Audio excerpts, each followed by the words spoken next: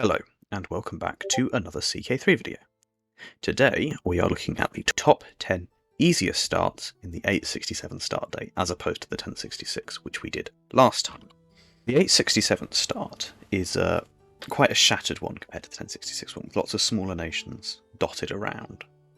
However, I have picked out 10 here today that should be quite fun for new and experienced players alike to give a try and have a relatively easy time settling into the world of 867.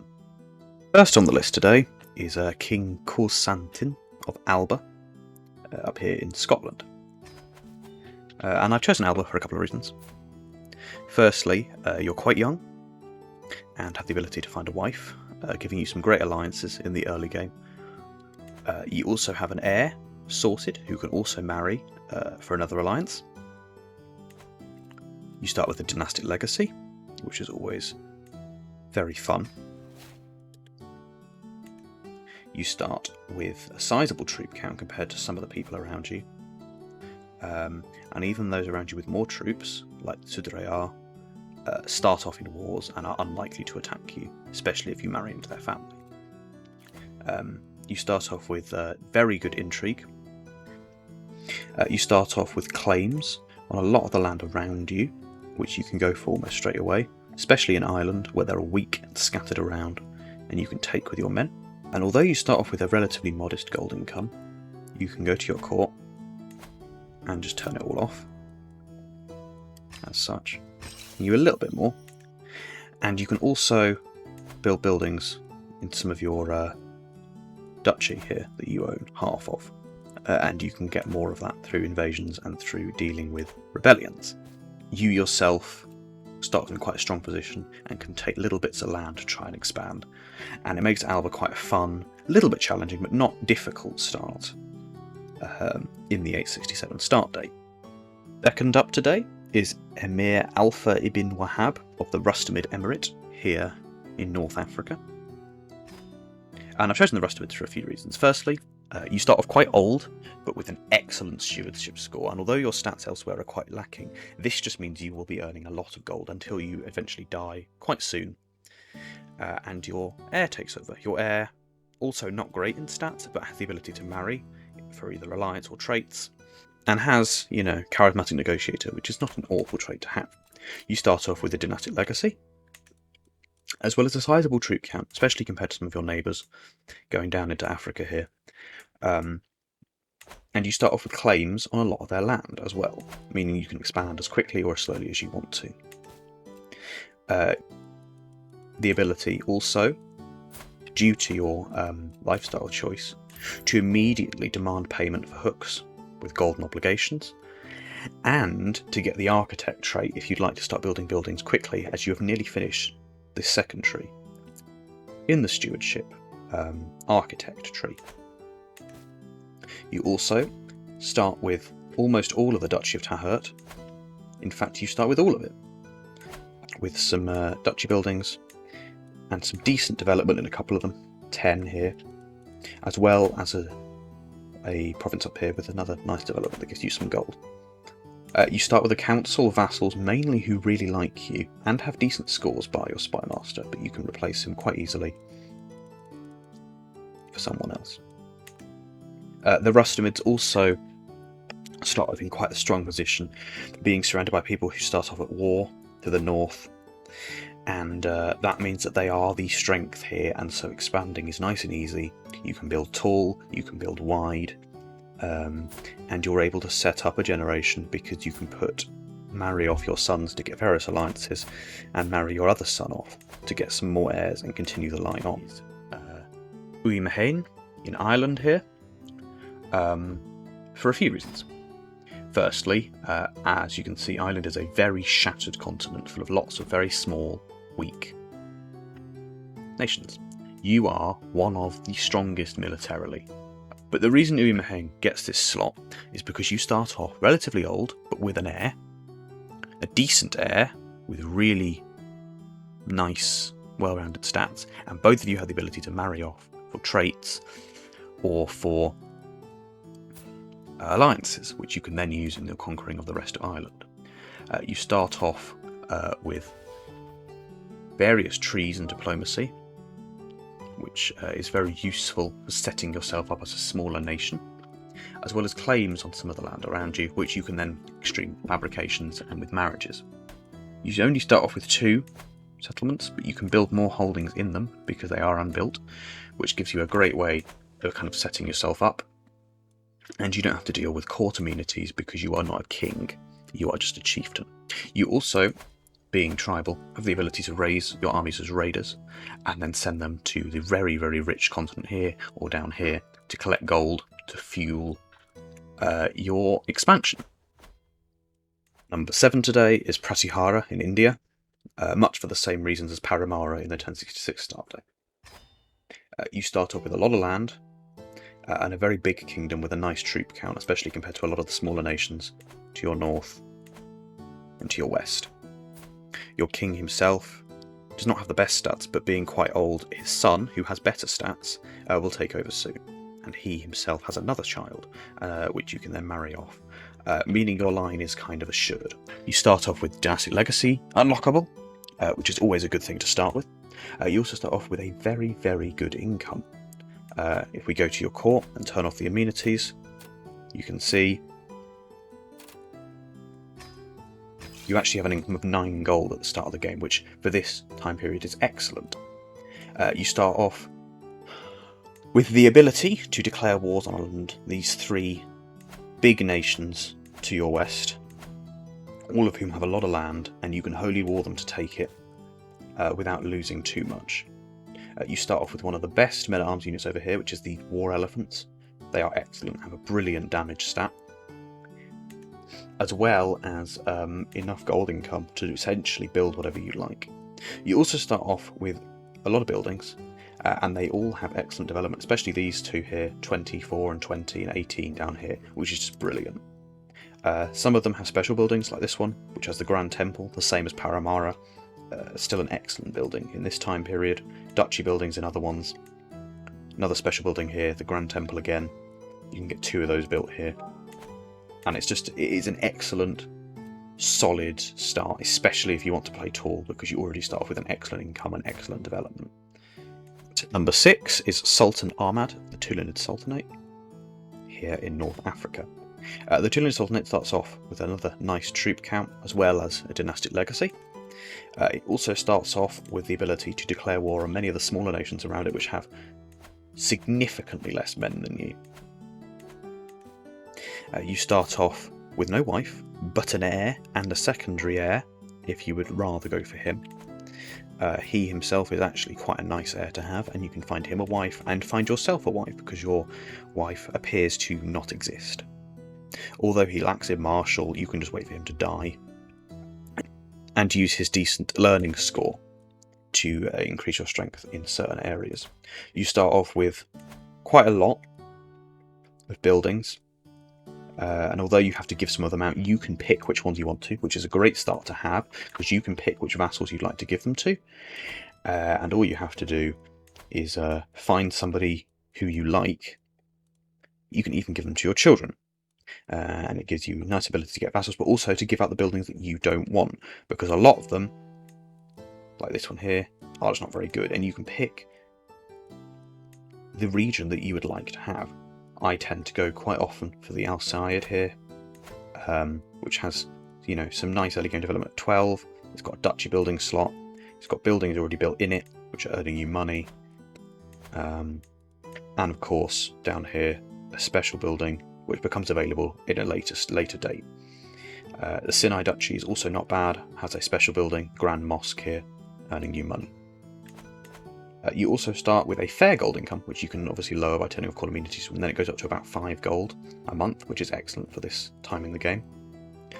And of course, being a clan tier realm, you have the ability to have secondary spouses, which you can then use to get even more alliances and to expand in any direction you'd like. And although the Abbasids to your right are stronger than you, they are not stronger than you by a lot, and you will soon become as strong as them.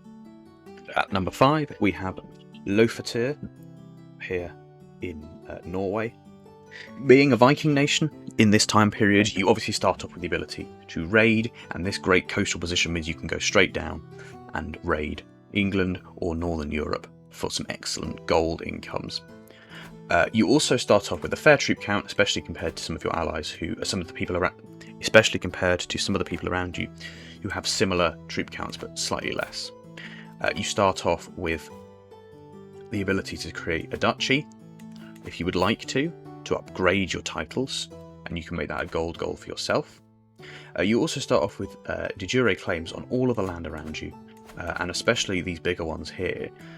They are a lot bigger than you, they have lots of land you would like, and you are much stronger than them, especially if you give it a couple of years to sort of level up. You start off with some excellent men at arms. 4 out of 5 big men is excellent. You can get that up to go to 5 immediately, because obviously, being tribal, you pay for your troops with prestige, not with gold, so you can afford to create large divisions of men, like that one for example, which then just gives you a huge troop bonus. I mean, that's gone up to nearly 1,500, and that is 500 men at arms, which will allow you to roll over anybody around you here and increase your prestige that way. Get it all back. You also start with an heir who has an excellent diplomacy score and an heir beneath him who you can marry off for an alliance, but also your legacy is secured. And at number 4 we have the Samanid Emirate over here in Asia. And I've chosen the Samanids for a few reasons. Firstly, your king starts off unmarried, and so you can marry him off to anybody you would like for stats or for alliances. You also don't have any children, and although this means you don't currently have an heir, you do have your brother. You can also find yourself a wife with which you have the ability to have children as long as she's a bit younger than you, because your age does not have an effect on fertility until you get a lot older. You started with a dynastic legacy, which is always excellent to have, as you can see, as well as a lot of settlements. And a bit like the Tulunids down here, I love this because it means you can pick which ones you'd like to keep. You can pick which vassals you'd like to have, and you can pick which settlements you'd like to keep. This one, for example, starts with an excellent special building, which gives you huge 10% holding taxes. These ones down here, this duchy here, although it's quite good, you might want to give this one away. This one here has a special building, a grand mosque you could build. This one here has a duchy building. This duchy itself, you have a lot of things in and might be worth keeping this one. Whilst down here, this one also has a lot in, so you can pick which one you'd like to keep, which is always an excellent way to start the game. Also allowing you to hand these out to your vassals, which makes you very popular with them, making it much less likely they're going to rise up, especially considering you start off and they don't like you massively to begin with. But of course, you can improve that by negotiating alliances with various people and also giving them land when you hand it out. So although it only says you start with 3 gold, once you hand them out, that will go up a lot more, probably to about 6 or 7, and you can also turn it off in your court with court amenities down here. You also start with a sizable troop count and de jure claims on a lot of your neighbours, who once again are a lot weaker than you, so you can play nice and wide if you would like to. And at number 3 we have my favourite nation in this start date, Homgadir, over here in Eastern Europe, with Jarl Rurik Troublemaker. And this is my favourite for a few reasons. Firstly, you start off with a huge troop count, made up of a lot of excellent men-at-arms, as well as this host army that you get with Jarl Rurik. He himself starts off with the quick trait and his wife with the intelligent trait, and so your son, who's inherited quick, is an excellent heir for you to start off with some great martial and learning stats, and any other children you have will almost definitely also inherit these traits, allowing them to continue in your family. You start off with decent, well-rounded skills, from 16 in stewardship and 18 to 23 in martial, which is where there's already perks here and you can go straight for the gallant perk, which is always a nice one to have. You're also relatively young, so you're not likely to just die off immediately. You start off with a huge amount of de jure claims on all of these tiny little nations around you, which you have so many more men than you can just wander in and take really quickly and hand them out to your vassals. Your vassals, by the way, who really do like you this early in the game. You also start with a very, very sizable amount of gold, which, considering you're not in a war, is an excellent thing to have. You can take it and use it to build some excellent buildings for the early game to increase your gold income even more, beyond the 3 gold it currently is by building various decent things like markets, giving you plus 0.4 gold a month. If you build 3 or 4 of them, you'll be away. You'll start with the next amount of prestige, so if you want to upgrade your men-at-arms even more, you can, although I don't really know why you'd want to, as well as the ability to raid any lands around you. And for all those reasons, Homgadir is really fun to play as, and is also really quite an easy start because you don't have to worry about being invaded by anyone, and you can play it how you would like to. You've got a secure side of succession, lots of men, and lots of money. And at number 2, we have a fan favourite in 867, which is Bjorn Ironside of Uppland. Uppland itself does start in a war, but it is a war you can quite easily win. You and your allies can take it. It's not even your war. It is Lodbrok taking Northumberland over here, and you don't have to get involved if you don't want to. You start off with a great amount of men for the region, and obviously being tribal, you can raise them as raiders, and you start off with an excellent number of men-at-arms, which you can then upgrade. You start off with a dynastic legacy,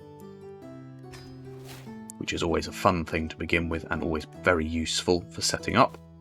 You have claims on a ridiculous amount of land around you, a ridiculous amount of just conquering you can do against these much weaker nations to quickly build up your strength as Uppland, taking out smaller nations like Småland down here, and conquering their land, taking it for yourself, and then using that to increase your strength. You also start with 1,000 prestige, so you can go straight into upgrading or creating more men-at-arms. If you want to create some more Bondi, you can create and level that up to a 5 unit and only spend half your prestige to have an extra 500 men. And obviously being men-at-arms, they are very strong.